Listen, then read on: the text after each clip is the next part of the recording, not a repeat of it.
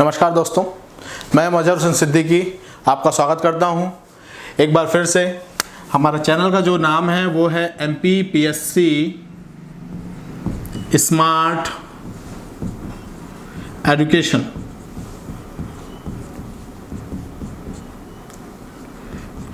हालांकि मैं आपको हम लोग का जो टाइटल तो है वो PSC हम लोगों ने लेके रखा है, लेकिन हमारा जो फोकस है वो MP पर आधारित है। हालांकि इससे पहले का जो वीडियो हमने बताया MPPSC की परीक्षा की तैयारी कैसे करें, प्री कैसे पढ़ेंगे, मेंस कैसे पढ़ेंगे, इंटरव्यू कैसे, हम क्यों मेंस पर फोकस करेंगे, इसका एक हमारा पिछला वीडियो है। आप जाकर, हम लिंक डिस्क्रिप्शन में दे देंगे, आप जाकर उसको जाकर चेक कर लीजिएगा। आज हम अपने एक सब्जेक्ट को लेके चल रहे हैं जो कि एक लॉन्ग टर्म सब्जेक्ट रहेगा। लॉन्ग टर्म सब्जेक्ट का मतलब ये होता है इसमें हम जीरो से पढ़ेंगे, बिल्कुल जीरो से पढ़ेंगे और 100% कवर करने का प्रयास करेंगे, जो कि हमारे सभी पेपर के आधार पे, यहाँ तक कि हमारा जो टारगेट रहेगा वो मुख्य UPSC रहेगा, जिसमें सारे PSC इंक्लूड हो जाएंगे, इंक्लूडिंग MPPSC। ठीक है, हमारे जो विषय रहेंगे, कई सारे विषय हैं, जैसा कि हम आपको पहले भी बता चुके हैं। हमारा जो आज का विषय है, हमारी जो ये नई सीरीज है, नए सब्जेक्ट की जो सीरीज हम चालू कर रहे हैं, उसमें जो मुख्य सीरीज है वो आज हम पढ़ाने वाले हैं। अगर MPPSC की बात करें तो संबंधित है पेपर 3, मुख्य परीक्षा की अगर हम बात करें संबंधित है पेपर 3 के, और इस विषय का नाम है विज्ञान एवं प्रौद्योगिकी, साइंस एंड टेक्नोलॉजी। ठीक है, विज्ञान एवं प्रौद्योगिकी हम इसमें बताने वाले हैं, विज्ञान और प्रौद्योगिकी के बारे में। हालांकि विज्ञान में कई सारे सेक्शन हैं, जैसा कि सबको पता है। विज्ञान में जैसे सेक्शन की अगर हम बात करें, फिजिक्स भी इसी में आता है। मैं शॉर्ट लिख रहा हूँ ताकि आपको समझ में आ जाए, और हालांकि ये सब जानते हैं आप, मैं बोल रहा हूँ, लगातार आप सुने, प्रॉपर नोट्स ले लें, कॉपी ले लें, पेन ले लें और उसको नोट डाउन करते रहें। जो भी बीच में डाउट्स हों वो आप हमें लिंक पे या हमारे कमेंट बॉक्स पे आप कमेंट करें, व्हाट्सअप नंबर पे व्हाट्सअप कर दें, उसमें जो भी हमको डिटेल देनी हो हम आपको शेयर कर सकते हैं। ठीक है, इसमें हम बात करें फिजिक्स, केमिस्ट्री भी है, बायोलॉजी भी है।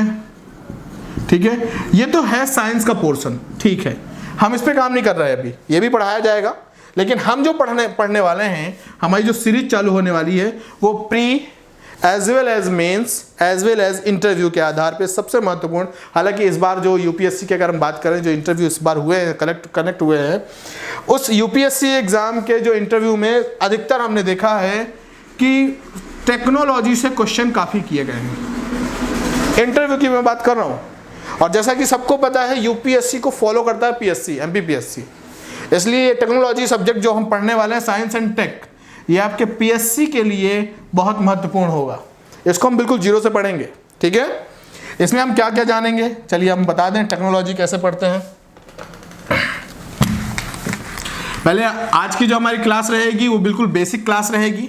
विज्ञान क्यों पढ़ना है, विज्ञान एवं तकनीकी क्यों पढ़ना है, और क्या जरूरी है विज्ञान एवं तकनीकी, विज्ञान क्या होता है ये भी हम जानेंगे। ठीक है, चलिए देखते हैं। विज्ञान, अगर हम बात करें, इसको इंग्लिश में बोलते हैं साइंस, समझिएगा, हिंदी में बोलते हैं इसको विज्ञान। साइंस को और आसान शब्दों में अगर तोड़ा जाए, साइंस एक विषय है, समझिएगा, ये विषय है। ये तो हमें आज समझ में आता है, साइंस एक सब्जेक्ट हो गया, विषय हो गया, लेकिन इसको अगर हम तोड़ें, कहाँ से आया है साइंस वर्ड कहाँ से आया है, तो अगर हम थोड़ा सा और आगे चलें तो एक वर्ड आता है लैटिन लैंग्वेज में साइंसिया। साइंसिया का मतलब होता है तथ्य या जानकारी। ठीक है, इसको और शॉर्ट करते हैं, अगर साइंसिया को और शॉर्ट करें तो बोल सकते हैं टू नो। अगर हम इसको इंग्लिश में बदलें तो ये कहलाएगा टू नो। टू नो का मतलब जानकारी, जैसा कि हम आपको बता दिए। टू नो को और अच्छे से बता दें तो इसका मतलब कह सकते हैं हम नॉलेज। ठीक है, नॉलेज का मतलब होता है जानकारी, हालांकि इसका मतलब होता है जानना। तो जानना, जानकारी, एक कंप्लीट जानकारी। देखिए यहां पास एक चीज समझिएगा, विज्ञान क्या है, जानकारी, हर एक चीज की, तथ्य की, वस्तु की, विषय वस्तु की जानकारी जो आपस में समझ होगी वो कहलाएगी, एक विषय के रूप में परिवर्तित हो जाती है, वो होती है साइंस। ठीक है, इसकी अगर हम डेफिनेशन की बात करें तो डेफिनेशन जो है, अगर डेफिनेशन की अगर हम बात करते हैं क्या होती है, देखिए विज्ञान, एक छोटा सा शब्द बताऊंगा जो कि हिंदी का शब्द है चेतना। शब्द क्या है? चेतना। चेतना को अगर अपन साधारण भाषा में बोलें तो इसका बोल सकते हैं समझ। ठीक है, इसी वर्ड को लेकर चलना है। कॉन्शियस, इंग्लिश में बोलते हैं इसको कॉन्शियसनेस। ठीक है, इस चेतना को, समझ को याद रखिएगा, ये एक समझ है जो विकसित करनी है। मैं आज आपको कुछ चीज़ें ऐसी बताऊंगा जो शायद आपको पहले न पता हो, कोशिश करूंगा कि नई चीज़ बताने का। चेतना, समझ, किस चीज़ की समझ? जब इंसान किसी वस्तु के बारे में समझ पैदा करता है। ठीक है, जब इंसान किसी वस्तु के बारे में समझता है, जानकारी लेता है, उसको ऑब्जर्व, प्रेक्षण करता है, उसका ऑब्जर्वेशन, उसका फिर परीक्षण करता है, परीक्षण के बाद उसका जो परिणाम आता है, उस परिणाम को जब सार्वजनिक करता है, तब जाके वो डाटा कहलाता है, वो कहलाता है विज्ञान। ये एक्चुअली विज्ञान जो है वो वस्तु पर आधारित है। ठीक है, अब अगर चेतना की बात करें, मनुष्य के अंदर, मानव के अंदर अगर चेतना आती है तो कैसे आती है? वो योग करता है, मेडिटेशन करता है, मेडिटेशन के बाद वो मानसिक रूप से मजबूत होता है, उसके बाद भी उसमें परीक्षण नहीं होता है। देखिए, प्रेक्षण और परीक्षण ये मनुष्य के जीवन में नहीं है, लेकिन वस्तु के आधार पे मान के चले, मानव को अगर लेते हैं तो वो योग करेगा, प्राणायाम करेगा, मानसिक रूप से अपने आप को मजबूत करेगा, फिर उसका एक परिणाम निकलेगा। परिणाम जो रहेगा यहाँ पास, इसमें अंतर कितना है? ये जो परिणाम रहेगा इसका सदैव व्यक्तिगत रहेगा, पर्सनल रहेगा, जबकि ये सार्वजनिक है। ठीक है, अब थोड़ा सा और आगे बढ़ते हैं, कुछ चीज़ें और बता दूं मैं आप लोगों को। विज्ञान, अगर इसके हम डेफिनेशन की बात करें तो वस्तुओं में चेतना का ज्ञान, मतलब छिपी हुई क्षमताओं का ज्ञान विज्ञान कहलाता है। छिपी हुई क्षमताओं का ज्ञान विज्ञान कहलाता है। छिपी हुई क्षमताओं का ज्ञान विज्ञान कहलाता है। ये याद रखना है बस। सिर्फ अगर इतना समझ गए ना आप, तो आपको हर चीज़ क्लियर हो जाएगी। मैं आपको एक बात और बता दे रहा हूँ, विज्ञान आज पढ़ेंगे साइंस।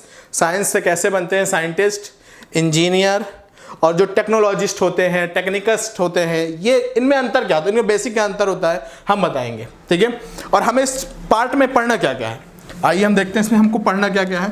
टेक्नोलॉजी में हमारे, अगर हम सब्जेक्ट की बात करें, सब्जेक्ट के रूप में टेक्नोलॉजी किस तरीके से काम आएगा, क्या क्या उसमें रहेगा, तो हम देखते हैं। साइंस एंड टेक दो तरीके पर होता है। अगर हम टेक की बात करें तो दो तरीके पर होता है। एक होता है स्ट्रैटेजिक, साइंस एंड टेक दो तरह से होता है। एक होता है स्ट्रैटेजिक, इसको बोलते हैं सामरिक। ठीक है, और दूसरा जो होता है वो होता है आपका नॉलेजिबल, नॉलेजिबल बेस्ड। हम बता रहे हैं बार बार आपको, हमको टेक्नोलॉजी पर ध्यान देना। ठीक है, नॉलेजिबल बेस्ड और स्ट्रैटेजिक बेस्ड, इसके तीन पार्ट होते हैं। एक होता है स्पेस टेक्नोलॉजी,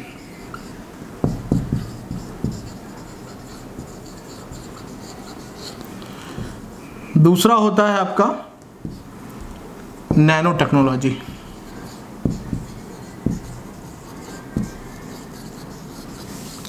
और तीसरा होता है आपका न्यूक्लियर टेक्नोलॉजी।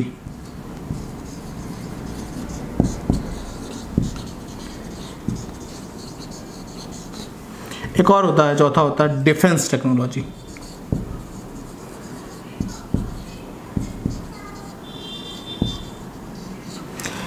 अब इसमें दो लोगों को हम जानेंगे। एक साहब थे BL दीक्षित, एक थे जादूनाथ। ठीक है, इन्होंने इतिहास में भी कई सारी किताबें लिखी हैं। BL दीक्षित के अनुसार जो स्ट्रैटेजिक बेस्ड टेक्नोलॉजी होती है उन्होंने इसको 3 ही पार्ट में बांटा है, नैनो को इसमें नहीं रखते वो, उन्होंने इसको 3 पार्ट में बांटा है। और याद रखिएगा जो साइंस एंड टेक बेस्ड है वो BL दीक्षित पर आधारित है, इसलिए हम यहाँ पास बता दें हम भी इसको 3 पार्ट में रखेंगे, लेकिन कुछ किताबों में आपको 4 पार्ट दिए रहेंगे, नैनो भी दिए रहेगा, तो आपको समझना है, ठीक है। स्पेस टेक्नोलॉजी नैनो दिया होगा कुछ किताबों में, लेकिन हमें जो आइडियल फॉर्म पे पढ़ना है वो क्या पढ़ना है, स्पेस टेक्नोलॉजी, न्यूक्लियर टेक्नोलॉजी और डिफेंस टेक्नोलॉजी। अब बात करते हैं नॉलेज बेस में, ये कितने प्रकार के होते हैं। ये होता है अगर हम उसमें नैनो नहीं रखते तो फिर इसमें नैनो रखते हैं, nano technology, computer technology, IT technology, communication संचार, कम्युनिकेशन टेक्नोलॉजी, बायोटेक्नोलॉजी,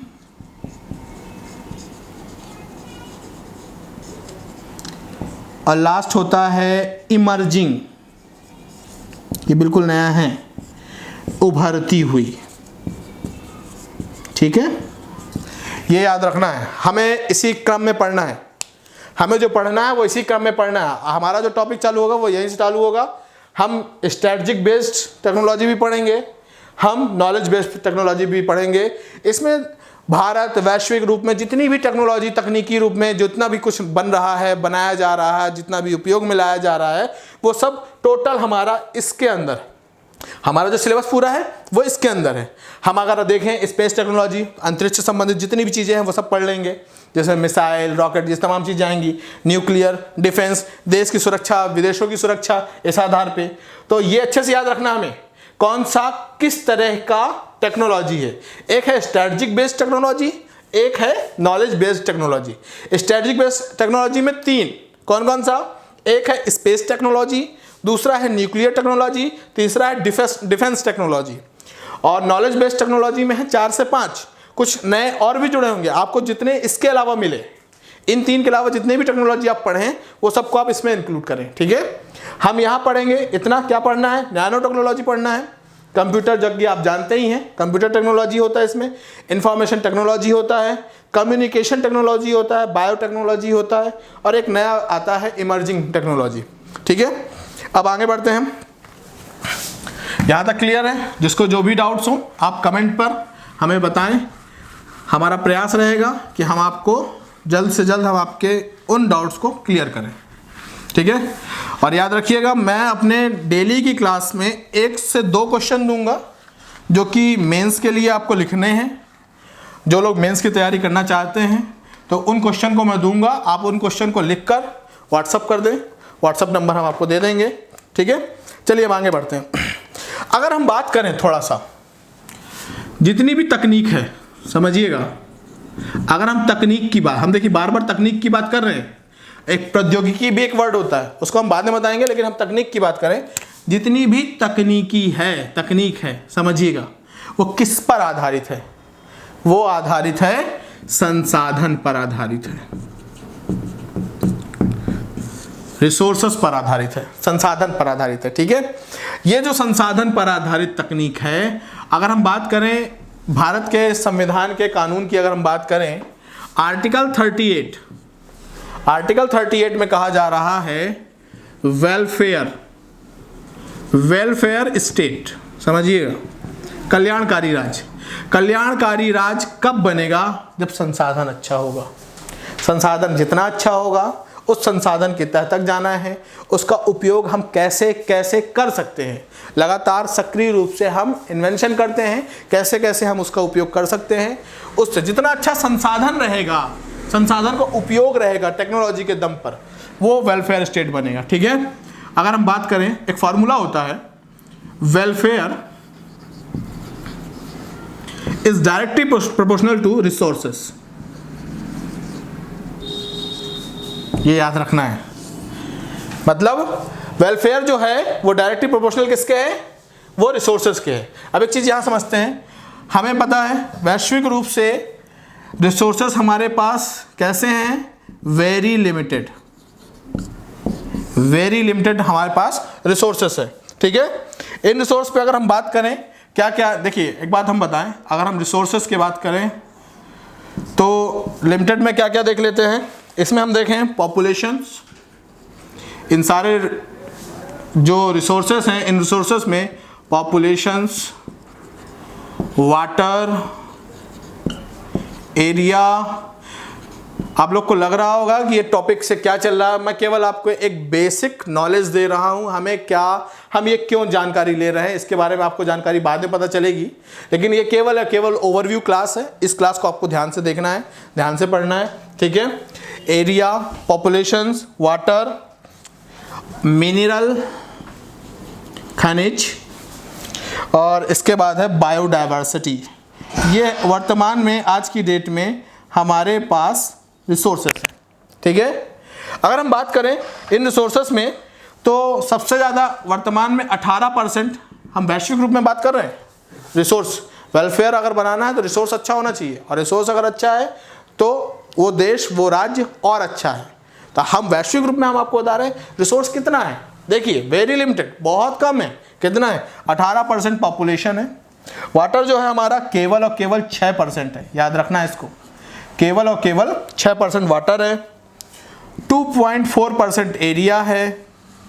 मिनरल 0.8% है, और बायोडायवर्सिटी 8% है। अब आप देख लें 100% में कितना एरिया, कितनी चीज़ें हमारे पास हैं। देखिए स्टूडेंट्स, 18% पॉपुलेशन उन रिसोर्सेज का उपयोग करेगी, और रिसोर्स हमारे पास कितना, रिसोर्स में हम क्या जानते हैं? रिसोर्स में हम पानी जानते हैं, एरिया जानते हैं, मिनरल्स खनिज जानते हैं, बायोडायवर्सिटीज बिल्कुल एनवायरमेंटल को जानते हैं। तो ये है। अगर हम पानी के बारे में एक आपको रिपोर्ट बताएं, तो आप एक फैक्चुअल रिपोर्ट बताता हूं मैं पानी के बारे में, वाटर के बारे में। इसको साफ कर दूं, ठीक है। जहां भी डाउट्स हो, मैं बार बार कह रहा हूं, डाउट्स आप कमेंट पर बताएं, हम उन डाउट्स का निदान करेंगे जल्द से जल्द। ये बिल्कुल नई रिपोर्ट है, जानकारी मैं आपको एक नई चीज़ जानकारी दे रहा हूँ। टेक्नोलॉजी का क्लासेस तो दूसरे लेक्चर, तीसरे लेक्चर से स्टार्ट हो जाएगा, लेकिन हम आपको केवल जानकारी दे रहे हैं। वाटर, वैश्विक रूप से वाटर, दो तरीके से वाटर हम जानते हैं। एक होता है सरफेस वाटर, सरफेस वाटर, ठीक है। दूसरा होता है underground water, underground water. Surface water जो है वर्तमान में वो है 690 BCM, BCM यूनिट होती है, ठीक है, बिलियन क्यूबिक मीटर, ठीक है, अरब घन मीटर। और जो अंडरग्राउंड वाटर है वो है हमारे पास 433 BCM। अगर हम दोनों को इंक्लूड करें तो कितना आ रहा है? वो आ रहा है 1123 BCM। याद रखिएगा, हमारे पास रिसोर्स के नाम पे जो वाटर है वो 1123 BCM है, ठीक है। और हमारी जो डिमांड है वैश्विक रूप से, अगर हम बात करें डिमांड की, वो 1320 BCM है। अब अंदाज़ा लगाइए, हमें चाहिए इतना, अवेलेबल ही इतना है, समझ रहे हैं। इसीलिए वैश्विक रूप से अलग अलग सरकारें, अलग अलग देश एक मुहिम चला रही हैं, पानी बचाओ, जल बचाओ। जल अगर नहीं बचाओगे तो आधे से ज़्यादा जनसंख्या प्यासी मर जाएगी, क्योंकि सबसे बेसिक नीड्स किसकी होती है? पानी की। पानी, हवा, समझ रहे हो, हवा को दूषित मत करो, पानी को बचाओ। देखिए वर्तमान में डिमांड की बात कर रहा हूँ, अभी हम साफ और गंदे की बात ही नहीं कर रहे हैं, कितना पीने लायक है, कितना पीने लायक, ये हम बात ही नहीं कर रहे हैं। हम उनकी बात कर रहे हैं जिनको हम यूज कर सकते हैं। वो क्या है? 1320 की डिमांड है, BCM है कितना? 1123, ठीक है। और अगर हम बात करें एटमॉस्फेरिक में, एटमॉस्फेरिक में कितना पानी है? एटमॉस्फेरिक में कितना पानी है अगर हम ये बात करें तो 746 BCM एटमॉस्फेयर में पानी है, ठीक है। ये एक्चुअली फैक्चुअल डाटा के रूप में आपके काम आएगा, इससे ज़्यादा नहीं है, ठीक है। ये लेकिन ये ज़रूर जानना है, अगर हम वर्ल्ड वाइड पानी पीने वाला जो हम यूज करते हैं उसको अगर हम नापते हैं, मापते हैं, कौन सी यूनिट पर मापते हैं, तो वो यूनिट है BCM। कितना है? सरफेस वाटर 690, अंडरग्राउंड वाटर कितना है? 433, ठीक है। अब इसके बाद थोड़ा सा एक टॉपिक और बता दूं मैं आपको।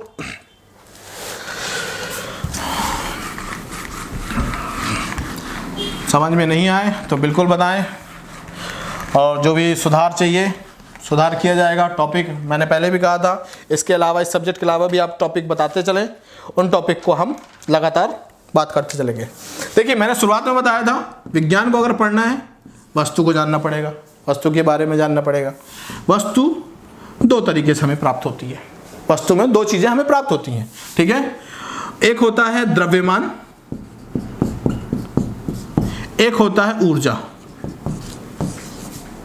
दोनों विज्ञान की दृष्टि से इंपॉर्टेंट है। द्रव्यमान में तो आप कंफ्यूज मत होइएगा, द्रव्यमान में आ जाता है सॉलिड, जितनी भी स्टेट्स हैं, सॉलिड, गैसियस, लिक्विड। मैं पूरा नहीं लिख रहा हूं, थोड़ा समय का अभाव है तो उस हिसाब से मैं चल रहा हूं। Solid, gaseous, liquid, plasma, BCE एक नई जो स्टेट होती है, इन स्टेट अल्टीमेट, चाहे हम इसका शोध करें, रिसर्च करें, चाहे हम इसका रिसर्च करें, चाहे हम इसका रिसर्च करें, इन सब रिसर्च में जितने भी एक्सपेरिमेंट होंगे एटलीस्ट जो रिजल्ट आने वाला है वो हमें ऊर्जा के रूप में मिलेगा।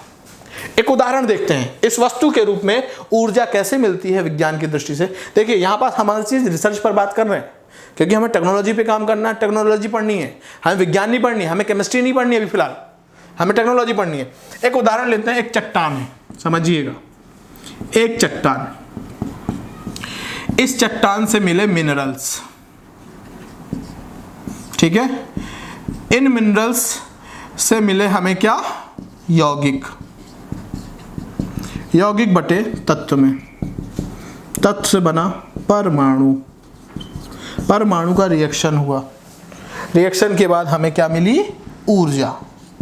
देखो मिनरल से ऊर्जा तक का सफर, एक वस्तु थी, ये वस्तु थी, सॉलिड था ना, द्रव्यमान ने बताया ना, सॉलिड है, सॉलिड में चट्टान है, हमें क्या मिली, ऊर्जा। हालांकि परमाणु और ऊर्जा के बीच कई प्रकार के स्टेप्स होते हैं, ठीक है, कैल्सी और हिग्स बोसन, कई सारे तरह के होते हैं, लेकिन हमें केवल साधारण सी ऊर्जा पढ़नी है, ठीक है। ये हमें विज्ञान के रूप में केवल एक चीज याद रखना है, विज्ञान क्या है, विज्ञान का महत्व क्या है। ये आपका एक क्वेश्चन है, आपका क्वेश्चन है आपका, ये आपको लिखना है, विज्ञान क्या है, विज्ञान का महत्व समझाइए, ठीक है। इसके अलावा एक उदाहरण और देता हूं मैं, एक कार्बन का, देखिए एक चीज है, हालांकि अब एक बार और BL दीक्षित को याद रखिएगा। BL दीक्षित साहब ने अपनी किताब, अपनी रिपोर्ट में कहा था, रिपोर्ट में उन्होंने एक चीज़ कही थी। देखिए जैसा कि आप सबको पता है, मैं इन शॉर्ट जल्दी बता रहा हूँ आपको, कि वैश्विक रूप से अगर विज्ञान अच्छा बढ़ा है तो वो बढ़ा है, हम किसका जानते हैं, औद्योगिक क्रांति, ठीक है, 1780 औद्योगिक क्रांति को हम जानते हैं। लगातार औद्योगिक क्रांति बढ़ती जा रही है, लगातार चलती जा रही है। अगर हम BL दीक्षित की बात करें, BL दीक्षित ने एक बात कही थी, 19वीं सदी में अगर कच्चा माल, समझ रही, रॉ मटेरियल्स की बात कर रहे हैं, कच्चा माल, उन्होंने बोला था अपनी रिपोर्ट में, 19वीं सदी का कच्चा माल कोल था, 20वीं सदी का कच्चा माल पेट्रोल था, तो वहीं 21वीं सदी का कच्चा माल डाटा होगा। याद रखिएगा, डेटा जो चोरी होता है, ठीक है। तो फिलहाल यहां तक एक ओवरव्यू था, एक शुरुआत थी विज्ञान को समझाने की। देखिए विज्ञान और आध्यात्म थोड़ा सा अंतर है, ठीक है। अगर हम बात करें, अक्सर एक विवाद सुनते होंगे, बहुत जल्द मैं खत्म करने वाला हूं क्लास, ठीक है, विज्ञान और धर्म, इनके बीच का बहस सुनते होंगे आप कि साइंस नहीं मानता, साइंस नहीं मानता, समझ रहे हैं। तो इसमें दो चीजें याद रखिए, विज्ञान केवल दो चीजों पर काम करता है, सिद्धांत और नियम पर। वो बोलता है या तो कुछ चीजें ज्ञात हैं या तो अज्ञात हैं। विज्ञान बोलता है या तो ज्ञात है या तो अज्ञात है। ज्ञात का मतलब जो पता है, अज्ञात का मतलब जो पता लगाना बाकी है, जो पता नहीं है। धर्म में तीन चीजें आ जाती हैं। क्यों धर्म के लोगों से बहस नहीं करनी चाहिए? धर्म में भी एक ज्ञात होता है, एक होता है अज्ञात और एक होता है अज्ञेय। ये चीज धर्म को अलग बना देती है, अज्ञेय, जिसे पता नहीं लगाया जा सकता। ठीक है, कल हम बताएंगे टेक्नोलॉजी और साइंस में डिफरेंस क्या होता है, विज्ञान और तकनीकी में क्या अंतर होता है, और इसके बाद हम तकनीकी को आगे बढ़ाएंगे। हमारा जो सिलेबस है, हमने पहले ही बताया हमें क्या क्या पढ़ना है। स्ट्रैटेजिक बेस्ड टेक्नोलॉजी भी पढ़नी है और हमें नॉलेज बेस्ड टेक्नोलॉजी भी पढ़नी है। उन्हीं को हमको पूरा पढ़ना है। आपका टोटल कवर कराया जाएगा।